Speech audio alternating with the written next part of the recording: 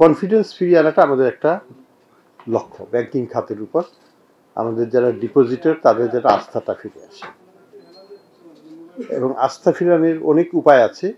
তো আমরা সবসময় আপনাদের মাধ্যমেই আমরা সেটা চেষ্টা করেছি অতীতেও, যে অ্যাসিওরেন্স দেওয়া, এবং আমার মনে হচ্ছে যে কিছুটা হলেও কাজ করছে, এবং এটা আমাদের আরও আস্থার আরও ফিরিয়ে আনতে হবে। এই উদ্দেশ্যে আমরা কিছু এক্সারসাইজ করেছি বাংলাদেশ ব্যাংকের ভিতরে।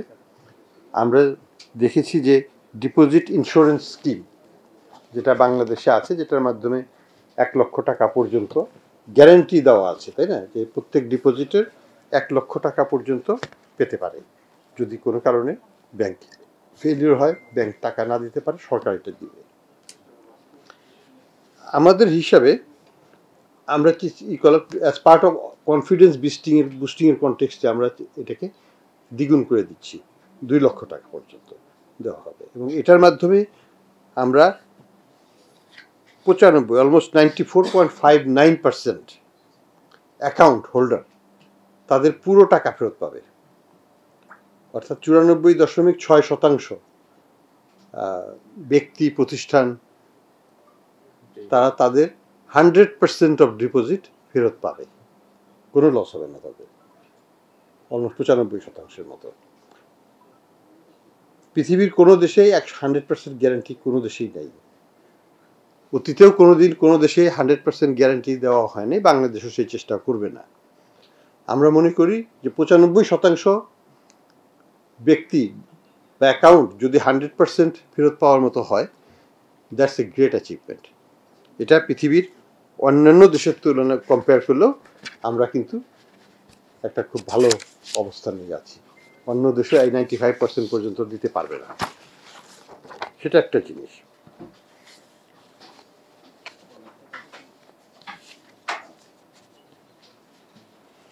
আমাদের আরেকটা বিষয় হচ্ছে যে আমাদের ডিপোজিট ইন্স্যুরেন্স আছে আমাদের। এই আমরা যে টাকা দ্বিগুণ করে দিচ্ছি, মানে গ্যারান্টিড অ্যামাউন্ট 2 লক্ষ টাকা, এখানে কিন্তু প্রিমিয়াম বাড়বে না, যা ছিল তাই থাকবে। এবং বাংলাদেশের যে প্রিমিয়াম, এটা হচ্ছে পৃথিবীর অন্যতম কম, অর্থাৎ 0.08, 100 টাকায় 8 পয়সা, খুবই কম প্রিমিয়াম। তো সেটাতেই থাকবে, কিন্তু বেনিফিটটা ডাবল হবে এটার মাধ্যমে। কোথায় ইন্ডিয়া পাকিস্তান? হ্যাঁ, ইন্ডিয়াতে হচ্ছে 0.12%, পাকিস্তানে হচ্ছে 0.16%, সিঙ্গাপুরে হচ্ছে 0.25%, আর বাংলাদেশে তো আমরা বললাম যে 0.08%।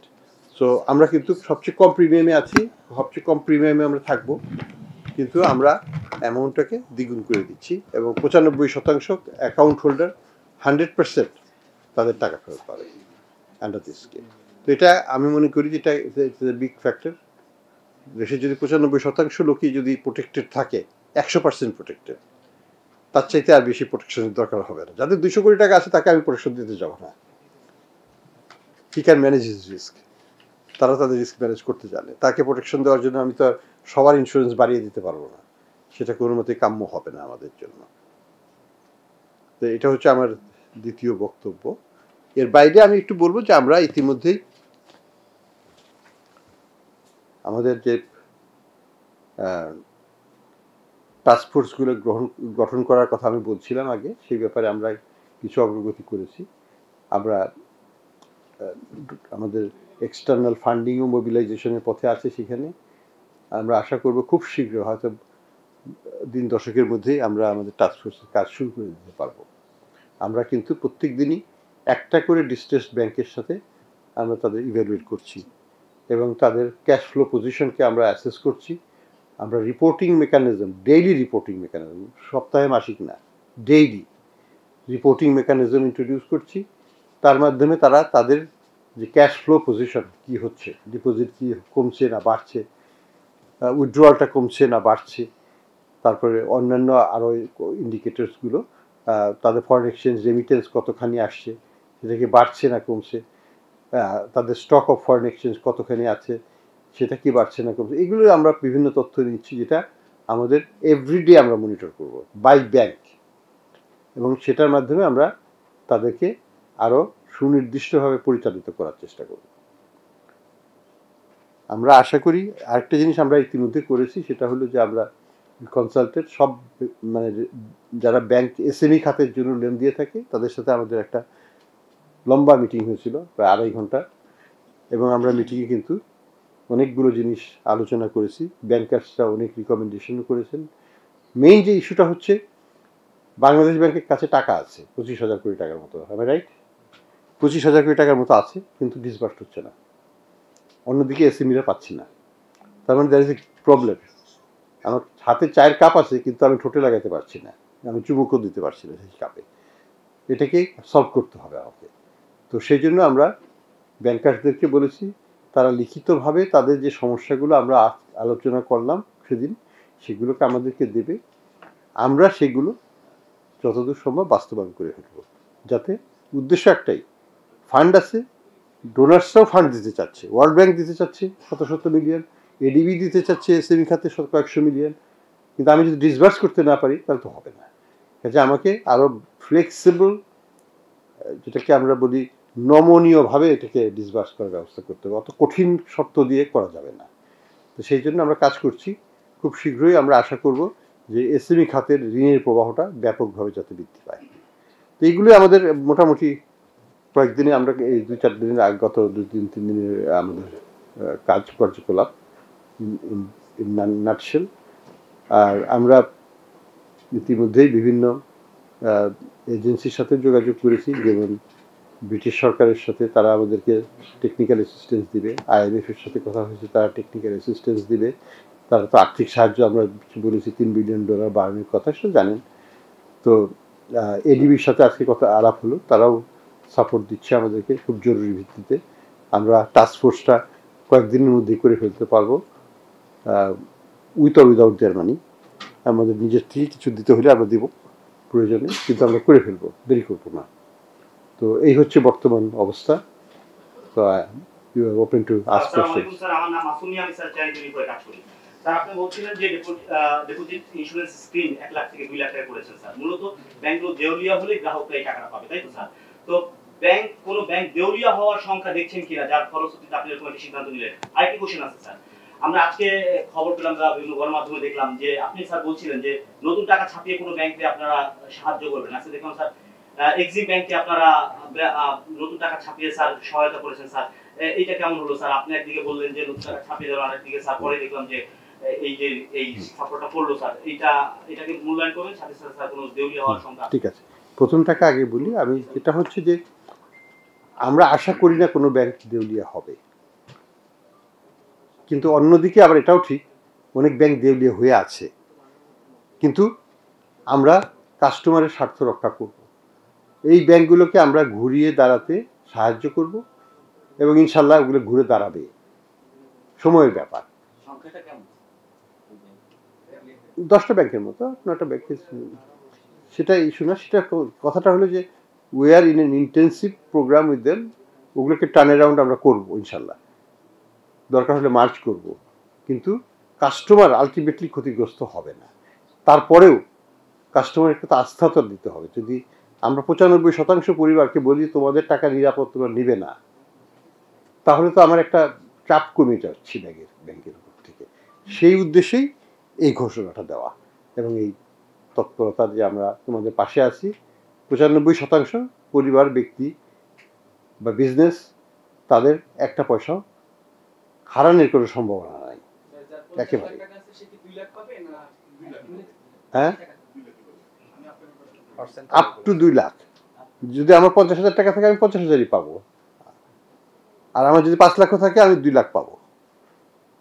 এটা হচ্ছে কথা। হ্যাঁ, ইটস কাভারেজ। তা আর দ্বিতীয় প্রশ্নটা জানি কি ছিল? এক্সিম ব্যাংকের ইস্যুটা ছিল যে ওই পলিসিটা আমরা আগে নিয়েছিলাম, ওটার পরে আমরা এই যে ব্যাংক গ্যারান্টি স্কিম যেটা আমরা করলাম, ব্যাংক লোন গ্যারান্টি, এটা পরে করা হয়েছে, এটা তার আগের ব্যাপার। কাজেই এটার সাথে এটাকে আমি এক করবো না।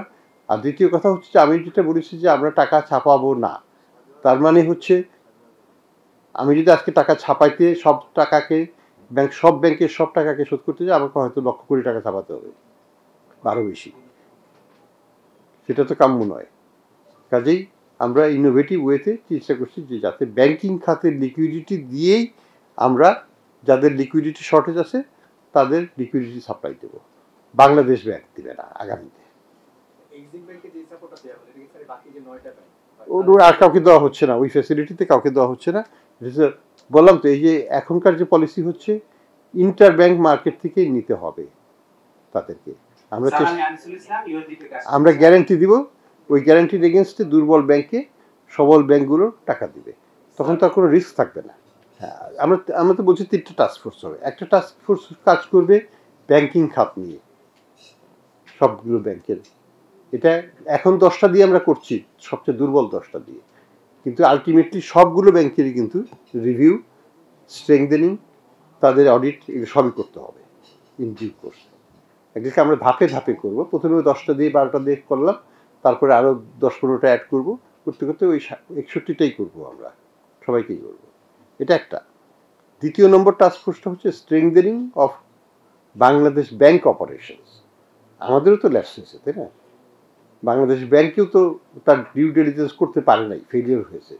ভবিষ্যতে যাতে এটা না হয় সেই জন্য আমাদের নিজেদের মধ্যে ইন্টারনাল অর্গানাইজেশনের প্রয়োজন হবে। আমাদের স্ট্রেংথেনিং করতে হবে স্টাফ কোয়ালিটি, স্টাফ প্রসেস, যাতে এই ধরনের ঘটনার পুনরাবৃত্তি না হয়। আমাদের নজরদারিটা অবশ্যই আরও অনেক শক্তিশালী হতে হবে, ফোকাসড হতে হবে। এগুলো কিভাবে করা যায় সেটা নিয়ে সেকেন্ড টাস্কফোর্স। আর 3 নম্বরটা তো হচ্ছে অ্যাসেট রিকভারি। অ্যাসেট রিকভারির জন্য এটা বাংলাদেশ ব্যাংক, দুদক, সিআইডি, হোম মিনিস্ট্রি, তারপরে ফরেন মিনিস্ট্রি, বিদেশেও তো উদ্ধার করার কাজ করতে হবে, ফরেন মিনিস্ট্রি, এই ধরনের বিভিন্ন অর্গানাইজেশনের সাথে একসাথে কাজ করার জন্য একটা টাস্কফোর্স দেওয়া হবে। তাদের উদ্দেশ্য ইন্টারন্যাশনাল অর্গানাইজেশনের সাথে তাদের কাজ করতে হবে। ওয়ার্ল্ড ব্যাংক আমাদের সাপোর্ট দিবে বলেছে, ব্রিটিশ গভর্নমেন্ট সাপোর্ট দিবে, ইউএস গভর্নমেন্ট সাপোর্ট দিবে। তো আমরা দেখব তাদের সাপোর্টের আসলে কথা আর কাজে এক কিনা। এইখানে এটা এখনো আমি বলি মেইন টাস্কফোর্সে তো যারা নিটিগিটি ডেইলি ওয়ার্কে ইনভলভ হবে, আমরা 10টা ব্যাংকের জন্য যেমন 10টা সাব টাস্কফোর্স করে দিব, মানে মিড লেভেল স্টাফ বাংলাদেশ ব্যাংকেরই থাকবে। তাদের সাথে আমরা ইন্টারন্যাশনাল এক্সপার্টদের অ্যাটাচ করে দেব, আমাদের বাংলাদেশি এক্সপার্টদের অ্যাটাচ করব, তারা গাইড করবে। এবং বাংলাদেশ ব্যাংকের যারা মিড লেভেল স্টাফ আছে, অফিসিয়ালস আছেন, ওনারা কাজগুলো করবেন, তো মানে আসল ইনভেস্টিগেশন এগুলো করবেন। কিছু অডিট হয়তো আমরা বিদেশি ফার্ম দিয়েও করাবো, যেখানে গুরুতর ভায়োলেশন বা সম্ভাবনাটা, অ্যাসেট রিকভারির সম্ভাবনা ভালো, সেই জায়গাটাতে ফরেন্সিক অডিট যেটাকে বলা হয় সেটা করা হবে। তো এগুলোর জন্য টেকনিক্যাল সাপোর্ট আমরা পাবো। এডিবি অলরেডি বলছে তারা ফরেন্সিক সাপোর্ট অডিট করে দিবে আমাদের। তো এটাতে তো আমাদের কোনো অভিজ্ঞতা নাই, বাংলাদেশে এক্সপার্টিসও নেই, তো কিছু ক্ষেত্রে আমাদের বাইরের এক্সপার্টিস নিতেই হবে। স্যার, আমার দুইটা প্রশ্ন আছে। সেটা হচ্ছে যে গত সরকারের আমলে অনেকগুলো স্যার পলিসি নেওয়া হয়েছিল, রিশিপিং পলিসি, তারপরে হচ্ছে আপনার যে এক্সিট পলিসি, ডিফল্টারদের বিভিন্ন সুযোগ সুবিধা দেওয়ার বিষয়। সেই পলিসিগুলোর বিষয়ে আপনি কি সিদ্ধান্ত নিচ্ছেন? আর আরেকটা বিষয় হচ্ছে যে আমরা এখনো দেখছি যে হাইকোর্ট বা কোর্টের স্টে অর্ডার নিয়ে অনেকগুলো খেলাপিরি এখনো আপনার মামলা মোকদ্দমা আটকে আছে। সেগুলোর বিষয়ে আসলে সরকার কি করতে যাচ্ছে? লাস্ট আরেকটা বিষয় হচ্ছে যে $450 মিলিয়ন ইসলামী ব্যাংকের যে অ্যানোমালি হয়েছে, সেটা অ্যাডজাস্ট তো এখনো হয়নি। তাহলে ওই বিষয়টা আসলে আপনারা কিভাবে অ্যাডজাস্ট করতে যাচ্ছেন সেটা? যে ইসলামী ব্যাংকের 450 মিলিয়ন কি হয়েছে সেদিন বললেন না স্যার, যেটা কারেক্ট করা হয়েছে? না, ওটা তো ইস্যু না এখন। আচ্ছা, আমি যেটা মানে প্রথম প্রশ্নটা কি ছিল বলি? হ্যাঁ, আমরা ওই পলিসিগুলোকে রিভিউ করব, এই টাস্কফোর্সের মাধ্যমে রিভিউ করা হবে। আমরা দেখব যে আসলে অনেক ক্ষেত্রেই দেখা যাবে যে যারা প্রভাবশালী তারা হয়তো দেশেই নাই, বা তারা অলরেডি ডিফল্টার হয়ে গেছেন বিভিন্নভাবে, তো it becomes irrelevant after that. তো যাই হোক, আমরা এগুলোকে কেস বাই কেস আমরা প্রত্যেকটাকে রিভিউ করব, পলিসিটাকে রিভিউ করব, আবার পলিসির ইমপ্লিকেশনটা কি সেটাও আমরা রিভিউ করব। কারণ ওই পলিসি হয়তো দেখা গেল যে শুধুমাত্র 10টা লোকের জন্য স্বার্থ সার্ভ করছে, সেক্ষেত্রে আমরা পলিসি ক্যান্সেল করে দেবো প্রয়োজনে। তো এগুলো সবই অন দ্য টেবল, কিন্তু এখনই এই পর্যায়ে কিছু মন্তব্য করব না, কারণ পলিসি তো আমরা চেঞ্জ করিনি, যা আছে সেইভাবেই আছে বর্তমানে। স্টে অর্ডারের ব্যাপারে আমাদের স্ট্র্যাটেজি হচ্ছে, এখন পর্যন্ত আমরা আলোচনা শুরু করি নাই। আমরা ল মিনিস্টার সাহেবের সাথে দেখা করব, আমরা তাকে বলবো যে ল মিনিস্টার অ্যাটর্নি জেনারেলের সাথে ওনাদের সাথে বসে আমরা জুডিশিয়াল প্রসেসটাকে কিভাবে স্ট্রেংথেনিং করা যায়, কিভাবে স্পিডি করা যায়, যাতে খুব তাড়াতাড়ি এই ফাইন্যান্সিয়াল বড় বড় কেসগুলোকে আমরা রিজলভ করে একটা ভার্ডিক্ট নিয়ে আসতে পারি বেসড অন এভিডেন্স সেন্সর। আমরা কাউকে ভিন্ডিকটিভ কোনো করবো না, কোনো মিথ্যা মামলা এখানে হবে না। যেটা তথ্য, সঠিক তথ্য, সেটার ভিত্তিতেই মামলা হবে। মামলার ভিত্তিতেই আমরা আশা করবো যে আমরা আমাদের ব্যাংকগুলো, আমরা বলতে এখানে ব্যাংককেই করতে হবে, আমরা তো করবো না। ব্যাংক তাদের ক্লায়েন্টের কাছ থেকে টাকা উদ্ধারের জন্য যথাযথ ব্যবস্থা নেবে। আমরা হচ্ছে ফ্যাসিলিটেটর, আমরা এটা প্রসেসটাকে ঠিক করে দেব যাতে তাড়াতাড়ি এটার রায়টা বের হয় এবং এটা ওই সম্পদ অধিগ্রহণ কার্যক্রমটা শুরু করা যায়।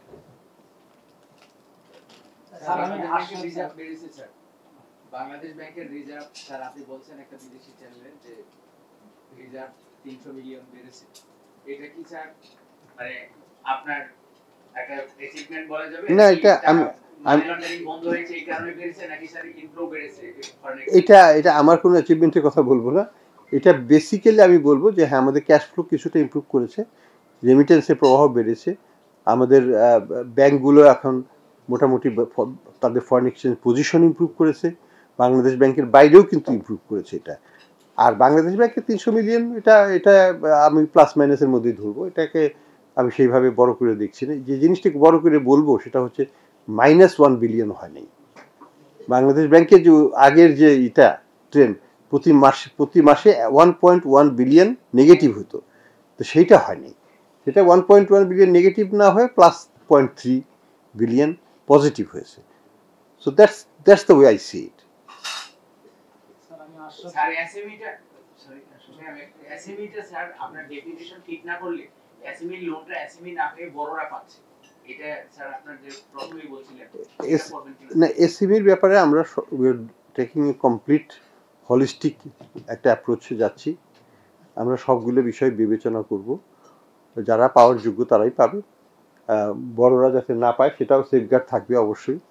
কারণ যে সুবিধা দেওয়া হচ্ছে, ফাইন্যান্সিং ফ্যাসিলিটিগুলো তো সস্তায় দেওয়া হচ্ছে, আমরা তো চাইবো না যে এটা মিসডাইরেক্টেড হোক, এটা যারা পাওয়ার যোগ্য না তারা পায়, সেটা আমাদের কাম্য নয়। আমরা সেটাও দেখবো যে এখানে কোনো রকমের মিস টার্গেটিং হচ্ছে কিনা। টার্গেটিংটা হতে হবে সত্যিকারের এসএমইদের জন্যই। ঠিক।